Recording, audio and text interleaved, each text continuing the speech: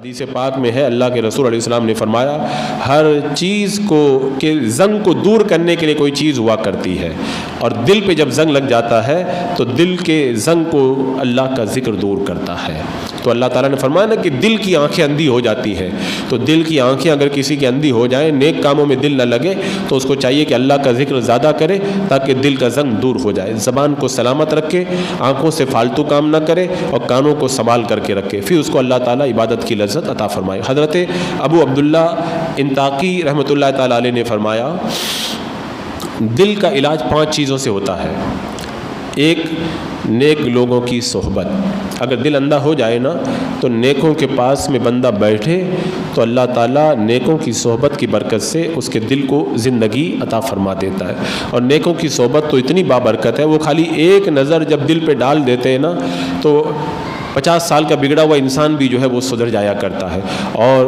ہم نے کتابوں میں تو بہت کچھ پڑھا ہے، لیکن جو خود ہم نے جس چیز کا مشاہدہ کیا ہے، جو ہماری نگاہوں کے سامنے جو باتیں آئی ہیں کہ ایسے بگڑے ہوئے لوگ،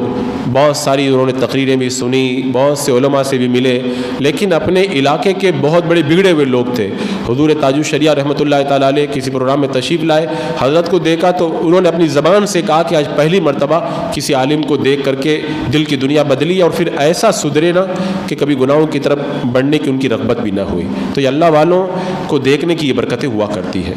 دوسری چیز قرآن مقدس کی تلاوت۔ جس کا دل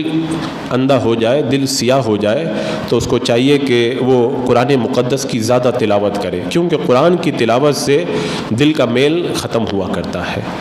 تیسری چیز، پیٹ کو کھانے سے خالی رکھنا، یعنی اتنا ہی کھانا کھانا جتنی انسان کو ضرورت ہو، اتنا نہ کھا لینا کہ ناک تک بھر جائے، یعنی بہت زیادہ کھا لینا کہ جس سے بد ہضمی تک کی شکایت ہو جائے اور خواہشات کے اندر بندہ گرفتار ہو کر کے کھائے، تو ایسے کھانے سے بھی دل کے اندر مردنی پیدا ہوتی ہے۔ تو انسان کو کھانے میں احتیاط سے کام لینا چاہیے اور حلال روزی کھانا چاہیے، اس سے دل کے اندر اللہ تعالیٰ زندگی عطا فرماتا ہے۔ چوتھی چیز ہے رات کے اندر اٹھ کر کے نماز پڑھنا، تہجد پڑھنا، رات میں اٹھ کر کے نوافل ادا کرنا۔ اندھیرے میں جب سب سو جاتے ہیں نا،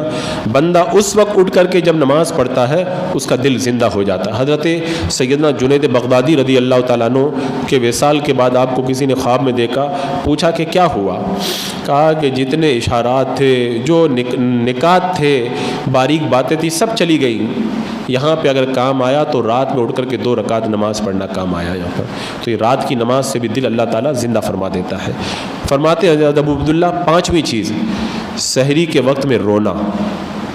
جب سحر کا وقت ہوتا ہے،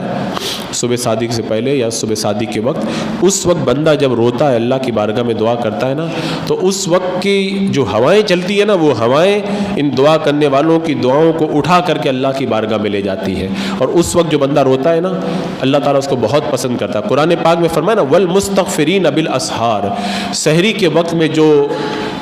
توبہ و استغفار کرتے ہیں، اللہ تعالیٰ ان بندوں کو جو ہے وہ اپنا محبوب بناتا ہے۔ تو فرماتے ہیں حضرت ابو عبداللہ کہ دل کو زندہ کرنے کے لیے 5 چیزیں ہیں، ان 5 چیزوں پہ بندہ عمل کرے تو اللہ تعالیٰ اس کے دل کی آنکھیں کھول دیتا ہے، اور اللہ تعالیٰ اس کے دل کو زندگی عطا فرماتا ہے۔ نیکوں کی صحبت، قرآن کی تلاوت، پیٹ کو زیادہ نہ بھرنا، اور رات میں اٹھ کر کے نماز پڑھنا یا تہجد پڑھنا، اور سحری کے وقت میں رونا، اللہ کی بارگاہ میں توبہ و استغفار کرنا۔